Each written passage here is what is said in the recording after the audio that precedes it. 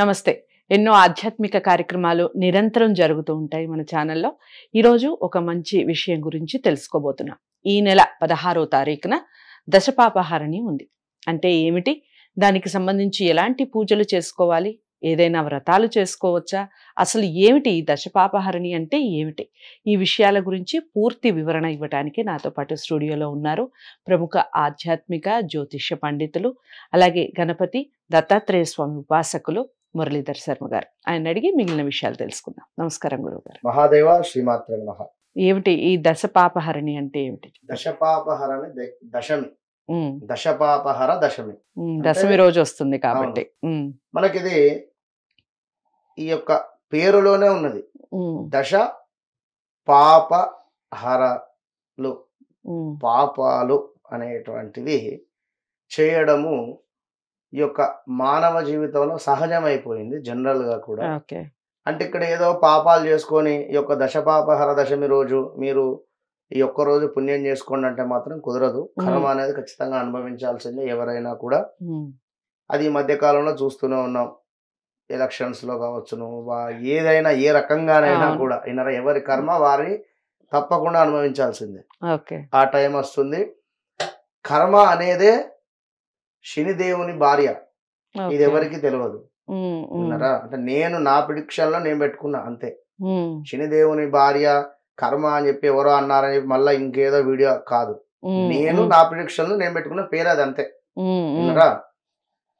ఇక దశపాపహరణ దశమి అనేటువంటిది ఇప్పుడున్నటువంటి సిచ్యువేషన్స్ లో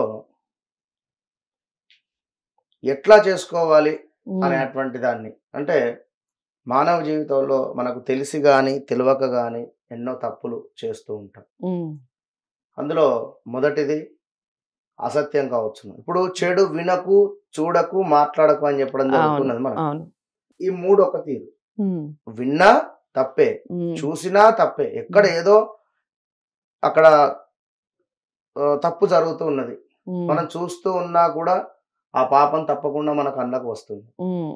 ఇప్పుడు ఏదో ఒక విషయం, ఒక దేవాలయంలో ఏ విధమైనటువంటి వస్త్రాలతో రావాలి, ఏ విధమైనటువంటి విధంగా శంకరుని మీద నీళ్లు పోయాలి, ఎప్పుడైనా ఈశ్వరునికి అభిషేకం చేసేటువంటి సందర్భంలో అంగి కావచ్చును, బనియన్ కావచ్చును లేకుండా హృదయంతో స్వామి మన హృదయం భగవంతునికి కనబడాలి అనేటువంటి విధంగా అభిషేకింపజేసుకోవాలి.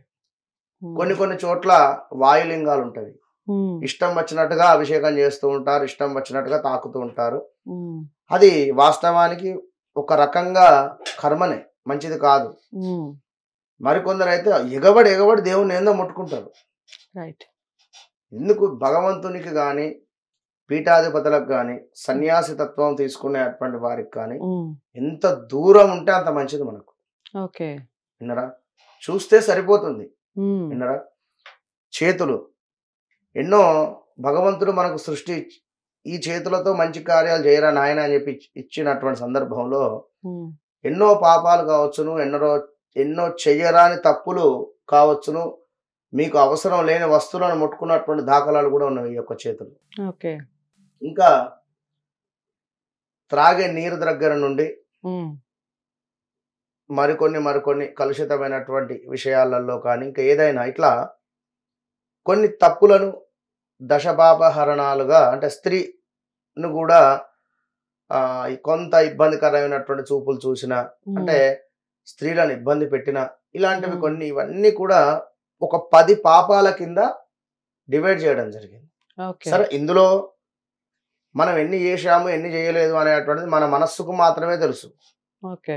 ఇక్కడ కెమెరామెన్ గారు ఉన్నారు, లైటింగ్ మ్యాన్ ఉన్నారు, నేనున్నాను, మీరున్నారు, ఎందరు ఉన్నప్పటికీ ఎవరి మనసులోకి అయితే మనం చొచ్చి చూడలేం.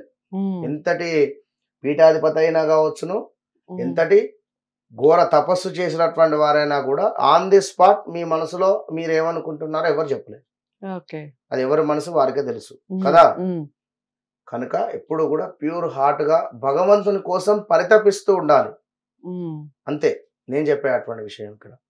అయితే ఈ యొక్క దశపాపహర దశమి అనేటువంటిది మనకు జ్యేష్ఠ మాసంలో అమావాస్య తర్వాత పాడ్యం నుండి మరలా దశమి అంటే 10 రోజులలో దశమి వస్తుంది. ఈ దశమి వచ్చేటువంటి రోజు కూడా ప్రతిరోజు కూడా ఈశ్వరుడికి అంటే ఉమామహేశ్వరులకు పర్వతవర్ధిని సమేత రాజరాజేశ్వరునికి ప్రతిరోజు రంగురంగుల పూలు ఒక 10 రకాలుగా ఉండేటువంటి పుష్పాలతో 10 రకాలుగా ఉండేటువంటి పిండి పదార్థాలతో నైవేద్యం పెడుతూ పూజిస్తూ ఉండాలి. అలా పూజించినటువంటి పువ్వులను అలా నైవేద్యం పెట్టినటువంటి ఈ యొక్క పిండి పదార్థాలను తీసుకువెళ్ళి బ్రాహ్మణులకు దానం ఇవ్వాలి. మరి ఇంతటి కలియుగంలో అంతటి పరిస్థితి ఉంటుందా? ఉండదు. 10 రకాల పువ్వులే దొరకవి. 10 రకాల పూలు తెచ్చుకోవాలంటే కూడా ఓపిక ఉండదు, మనకు అంత టైం లేదు. ఇక 10 రకాల పిండి వంటలు లేవు. ఒక్కటి చేసి పెట్టడమే ఎక్కువ అనుకుంటుంది జనరల్ గా. వాస్తవానికి ఈ యొక్క జ్యేష్ఠ మాసంలో ఉండేటువంటి ఈ మనకు శుక్లపక్షంలో ఉండేటువంటి మొదటి పాడ్యం నుండి యొక్క దశమి వరకు ఈ 10 రోజులు కూడా చక్కగా కాశీలో ఉండాలి అని చెప్పి మనకు పురాణం చెప్తూ ఉన్నది. కాశీలో చక్కగా కూడా గంగ స్నానం చేస్తూ గంగే చయమునే చైవ గోదావరి సరస్వతి నర్మదా సింధు కావేరి జలేస్మిన్ సన్నిధిం కురు అనేటువంటి యొక్క మంత్రాన్ని చదువుకుంటూ విన్నరా గంగలో స్నానం ఆచరించాలి. ఆ స్నానాన్ని కూడా ఇలా ఒకసారి ఊపిరిని లోపలికి పీల్చుకొని యొక్క ముక్కును గట్టిగా కూడా పట్టుకొని 3 మునకలు వేయాలి. ఇది మీకు పూర్తి స్నానం అవుతుంది. ఎక్కడో ఇంట్లో షవర్ తిప్పుకొని లేదా బకెట్లో నీరు పోసుకోవడం కానీ లేదా ఎక్కడో కుళాయిలో నీళ్ళు వస్తున్నాయి స్నానం చేస్తా అనుకుంటే స్నానమే అది కాదు అని కాదు. వాస్తవానికి కొన్ని రోజులు ఇలా మంచి రోజులలో ఈ విధమైనటువంటి స్నానాన్ని ఆచరిస్తే మంచి ఫలితం ఉంటుంది. అయితే ఈ విధంగా స్నానాలను ఆచరిస్తూ మనకు కుదిరినన్ని పుష్పాలు ఏవైతే దొరికాయో, స్వామి 10 రకాల పుష్పాలు దొరకలేదు, నా మనస్సులో కొన్ని వందల పుష్పాలు ఉన్నాయి, నేను నీకు సమర్పిస్తున్నాను. అందులో మంచి మనసు, అందులో ఎదుటి వారిని నొప్పించకుండా మాట్లాడేటువంటి తత్వం కావచ్చును, ఇందులో మనం చెప్పేటువంటి ప్రతి మాట సత్యమై ఉండడము, అది ఎదుటి వారికి ఒక క్రమబద్ధకరంగా వారు దానిని ఫాలో అయ్యేటువంటి విధంగా ఉండేటువంటి విధంగా చూసుకోవడము, ఇలా కొన్ని నియమబద్ధంగా చేసుకోవాలి. మరి యొక్క దశపాపహర మనకు దశమి రోజు నాడు విశేషంగా ఏమిటి అంటే కనీసము ఆ రోజు నాడు స్నానం చేసేటువంటి నీటిలో ఒక చుక్క పాల చుక్క వేసుకొని, ఎందుకు అంటే పాల చుక్క వేసుకొని గంగేచ యమునే చైవ గోదావరి సరస్వతి నర్మదా సింధు కావేరి జలయేస్మిన్ సన్నిధిం కురు, చక్కగా అక్షింతలు, పసుపు, కుంకుమ, ఒక పుష్పం వేసి చక్కగా కూడా ఒక మామిడాకు వేసి ఆ యొక్క మామిడాకును తిప్పాలి ఆ బకెట్లో. గంగే చయమునే చైవ గోదావరి సరస్వతి నర్మదా సింధు కావేరి జలయేస్మిన్ సన్నిధిం కురు. అందులోకి అన్ని మనకు చెప్పినటువంటి పేర్లలో ఉండేటువంటి అన్ని కూడా అందులోకి వస్తవి అనేటువంటి భావనతో స్నానం ఆచరించిన తర్వాత తప్పకుండా కూడా దగ్గరలో ఉండేటువంటి దేవాలయానికి సందర్శనం చేసుకోవాలి. ఆ రోజు నాడు ఖచ్చితంగా కూడా అభిషేకం చేసుకోండి. ఆ రోజు నాడు కుదిరితే బ్రాహ్మణులకు సాహిత్య దానాన్ని ఇచ్చేటువంటి ప్రయత్నం చేయండి. అద్భుతమైనటువంటి ఫలితాలు ఉంటాయి. ఎందుకంటే పేరులోనే ఉంది, దశ పాపాలను హరించేటువంటిదే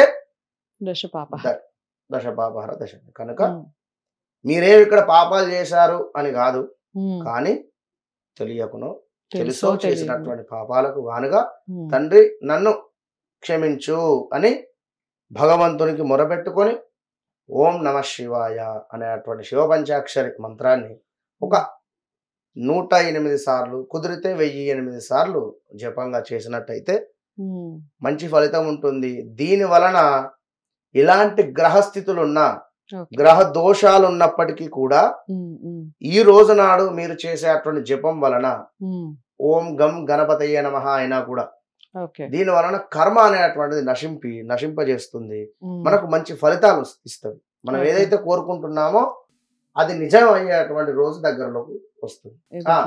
అయితే దశాశ్వమేధ ఘట్టం ఇక అన్నిటికంటే కూడా అద్భుతమైనటువంటి విషయం ఏమిటి అంటే మనకు ఈ యొక్క కాశీలో కొన్ని వందల ఘాట్లు ఉన్నాయి. అందులో ఒక 5 ఘాట్లు ఎంతో కూడా ప్రసిద్ధిగాంచినవి.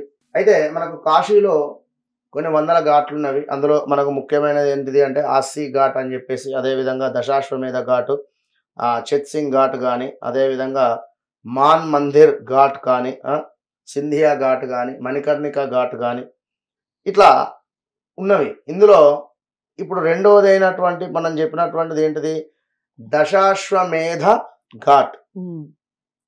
దీని పేరే దశాశ్వమేధ ఘాట్.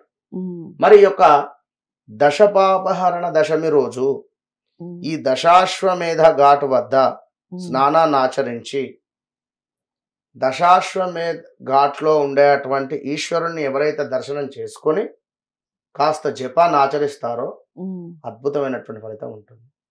కాశీలో ఉండేటువంటి వారు ఎవరైనా, మన తెలుగు వారు కానీ ఎక్కడి వారైనా కూడా ఈ వీడియోని తిలకించి తప్పకుండా ఆ రోజు 16వ తారీఖు నాడు ఈ యొక్క మనం చెప్పినటువంటి దశాశ్వమేధ ఘాట్ వద్ద స్నానాన్ని ఆచరించండి. 3 మునుకలు వేయండి చక్కగా. కూడా వేసిన తర్వాత చక్కగా శుభ్రంగా వచ్చేసి దశాశ్వమేధ ఘాట్లో ఉండేటువంటి ఈశ్వరుని దర్శనం చేసుకోండి. అక్కడే కూర్చొని జపాన్ని ఆచరించండి, మంచి ఫలితం ఉంటుంది. ఈ జూన్ 16న దశపాపహరణ దశమి అనేది రావటం జరుగుతుంది. ఇది కాశీలో ఉన్నటువంటి దశ అశ్వమేధ ఘాట్ దగ్గర ఏదైతే ఉందో అక్కడ మీరు పూజలు చేసుకోవటం వలన చాలా మంచి ఫలితాలు ఉంటాయి. అంతేకాకుండా దానికి సంబంధించిన వివరణ పూర్తిగా, ఒకవేళ ఇంట్లో ఉన్నప్పుడు ఎలాంటి స్నానం ఆచరించాలి, ఏ విధంగా చేయాలి, ఆ రోజున ఎలాంటి పూజలు చేయటం వలన లేదా ఎలాంటి దానాలు చేయటం వలన ఎలాంటి రిజల్ట్ అనేది ఉంటుంది, మనం ఎలాంటి పుణ్యాన్ని మూటగట్టుకుంటాం అన్న విషయాన్ని చాలా చక్కగా వివరించారు. తప్పకుండా వీడియో అందరికీ షేర్ చేయండి. జూన్ 16 లోపల ఈ వీడియో చూసిన వారందరూ కూడా దీన్ని ఫాలో అవుతారని అనుకుంటున్నాను. ఏమైనా డౌట్స్ ఉంటే స్క్రీన్ మీద కనపడే నెంబర్కి కాల్ చేయొచ్చు. వీడియోని లైక్ చేసి షేర్ చేయండి, ఛానల్ని సబ్స్క్రైబ్ చేసుకోండి. నమస్తే.